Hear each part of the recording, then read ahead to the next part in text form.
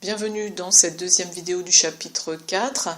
On va essayer de trouver comment vérifier que les colorants que l'on a recueillis et séparés sur une chromatographie sur colonne sont bien le bleu de patenté, le jaune de tartrazine. On va introduire une nouvelle grandeur qui est l'absorbance. Ensuite, on verra dans la vidéo suivante comment réaliser un dosage par étalonnage d'une solution colorée. Donc cette nouvelle grandeur, l'absorbance, notée grand A. Eh bien, on part d'une observation, c'est que le permanganate de potassium transmet une lumière qui montre un spectre d'absorption qui absorbe majoritairement dans le verre. Donc son spectre d'absorption, le voici, avec sa bande noire dans le verre.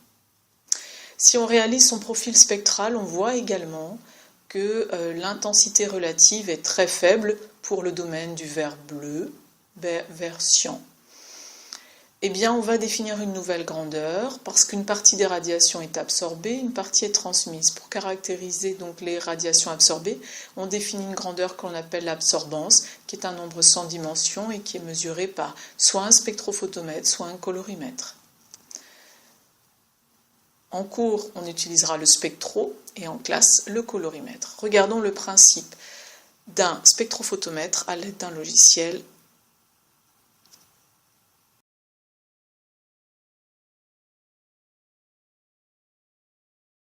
Donc ici, grâce à cette simulation que vous trouverez facilement sur le site d'Australo, je vais vous expliquer rapidement le principe du spectrophotomètre.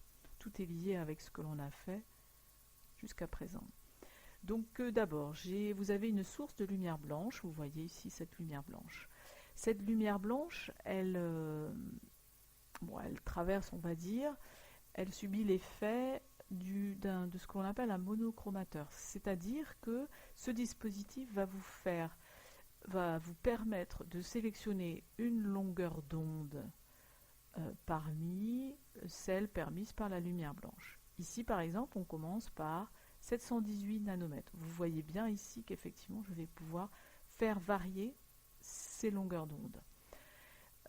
Ensuite, donc ce faisceau dont la couleur correspond à la radiation 718 nanomètres va être séparé pour donner deux faisceaux. Pourquoi deux faisceaux? L'un va passer au travers d'une cuve qui contient le solvant. L'autre va passer au travers de la solution étudiée, ici une solution de permanganate de potassium, d'accord, de couleur magenta, dont on sait qu'elle absorbe majoritairement dans le verre. Donc logiquement, l'absorbance devrait être maximale dans cette grande couleur, entre guillemets. Donc, pourquoi utilise-t-on une cuve qui contient le solvant? Parce que c'est notre référence. Ici, dans ce spectrophotomètre, vous mettez deux cuves. En général, nous, ce que l'on va faire, c'est qu'on va réaliser le blanc d'abord. C'est-à-dire qu'on va considérer que la solution, vous voulez connaître l'absorbance de votre solution colorée et non pas de votre solvant. Donc vous allez vous assurer que l'absorbance de votre solvant est égale à 0. Ensuite, ce que fait l'appareil, c'est qu'il mesure l'absorbance par rapport à cette référence. Donc il mesure bien l'absorbance de la matière colorée qui est dissoute dans le solvant.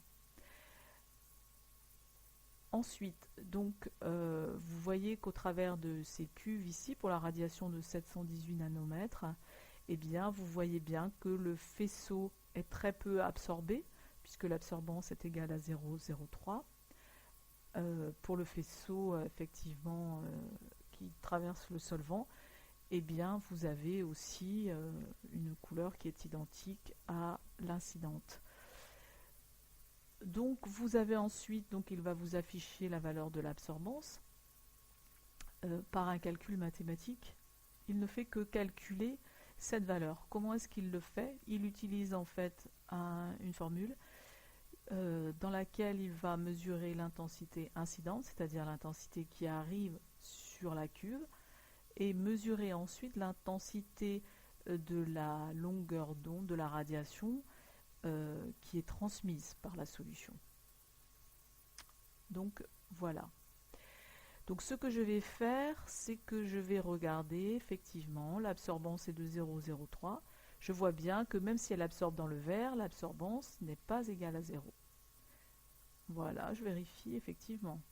D'accord?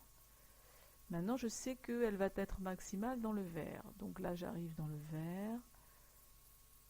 Voilà, alors je vois qu'elle continue d'augmenter. Juste en passant, dans cette simulation, on voit bien, je vous ai parlé d'intensité incidente, d'intensité lumineuse incidente et d'intensité transmise. Ici, vous êtes à une absorbance de 1,45. Donc, le faisceau de lumière verte, ici, est absorbée, donc n'est pas transmise. On voit bien ici, alors que pour le solvant, elle est transmise parfaitement. Donc voilà, j'augmente, je vais regarder à peu près la valeur de la longueur d'onde pour laquelle l'absorbance est maximale. Donc là, je suis à 1,99, ça a l'air d'être pas mal. Maintenant, j'essaie de regarder à partir de quand. Donc 533, il me semble que c'est 531 minimum.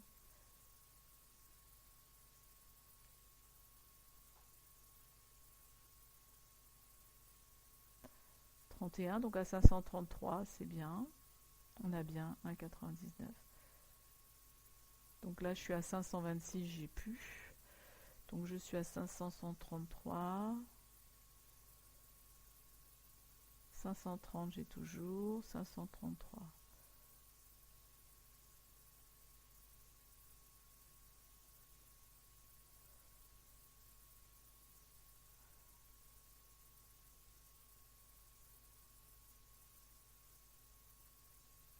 Voilà, 531, je suis toujours. 33, je suis toujours. 35, je suis toujours.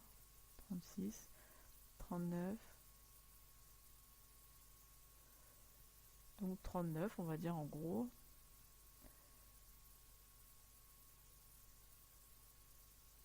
Jusqu'à 528 nanomètres.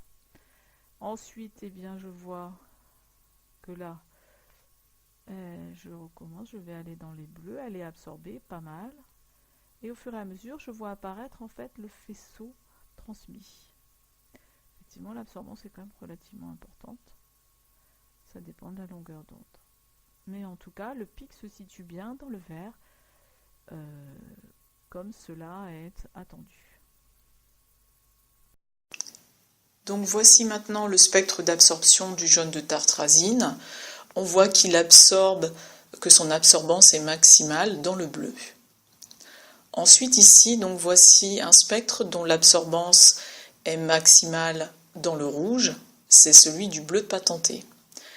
En ce qui concerne le permanganate de potassium, on voit un spectre dont l'absorbance est maximale dans le vert.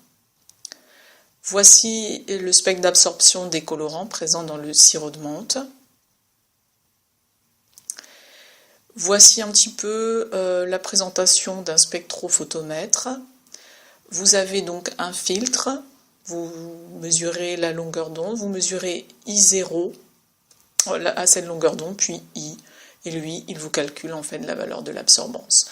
À présent, vous pouvez répondre à la question posée en début de vidéo, en analysant les informations dont vous disposez, et aussi en sachant que vous avez à votre disposition le matériel qui suit.